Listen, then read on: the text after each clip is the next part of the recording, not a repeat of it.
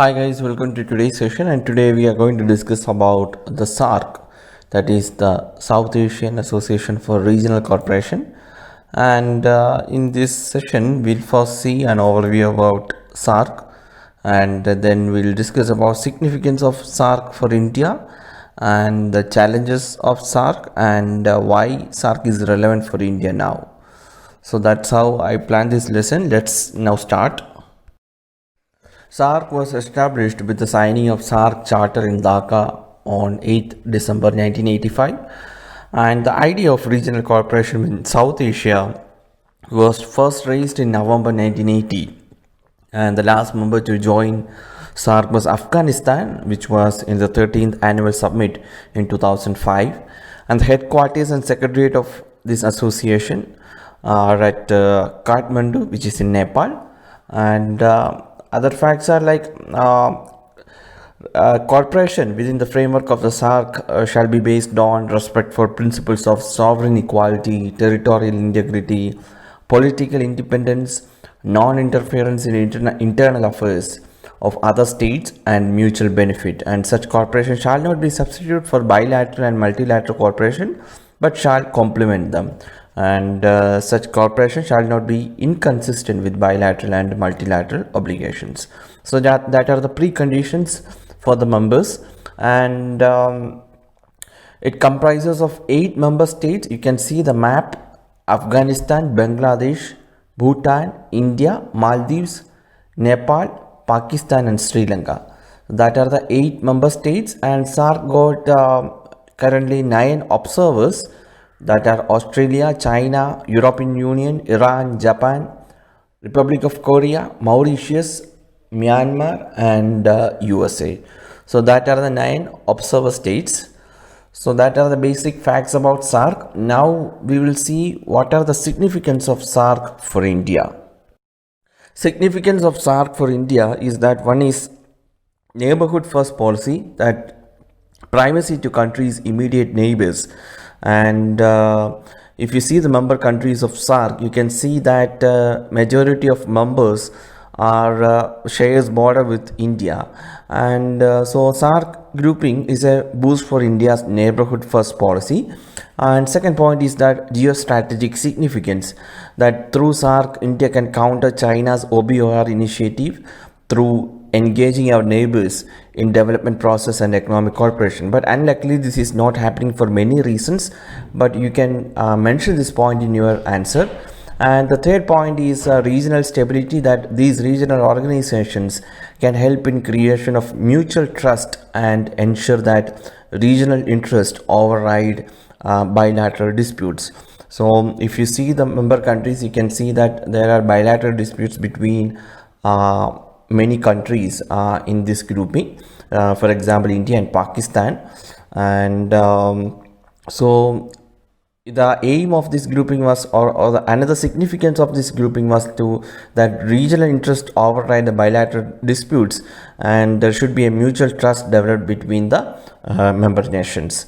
And another point is global leadership role.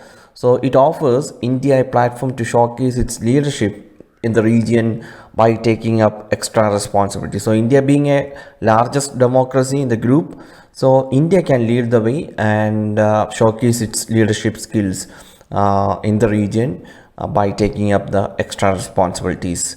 And next point is that it is a game changer for India's Act East policy.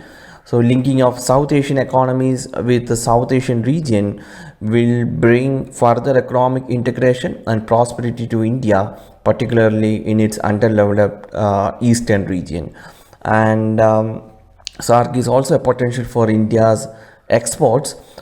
With closer economic integration of economies in the region, India's domestic companies will get access to much bigger market, thus boosting their revenues.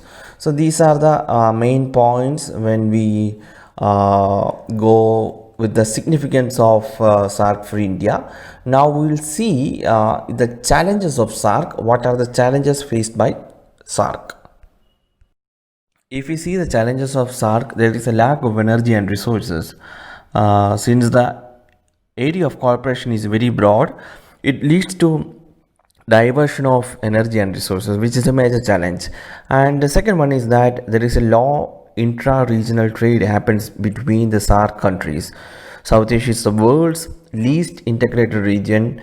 If you see the statistics, there is less than 5% of trade of SAARC countries is within. So member countries has to significantly increase this for the economic development of all the nations.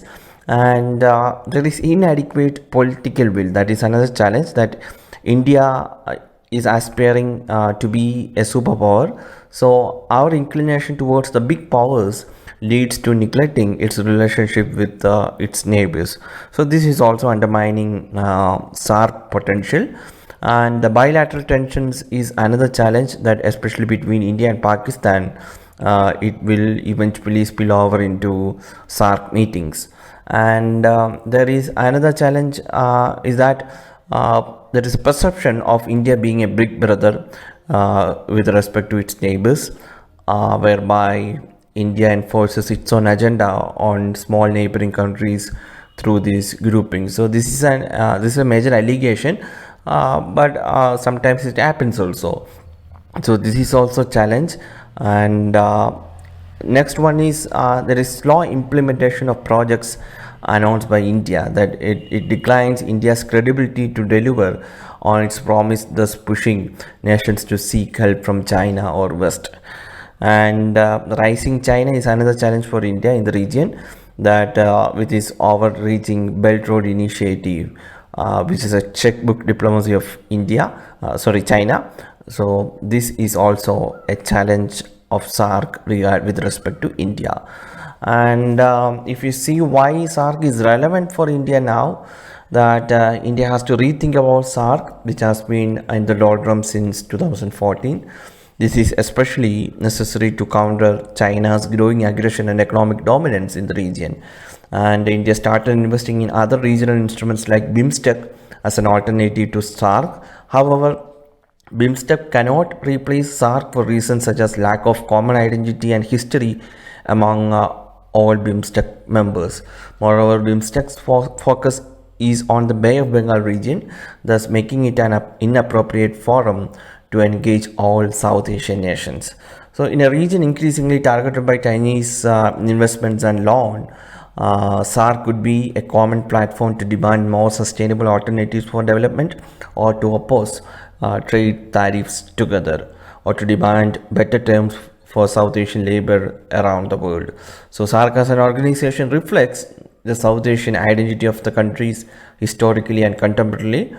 This is a natural made geographical identity. Equally, there is a cultural, linguistic, religious and cultural affinity that defines South Asia.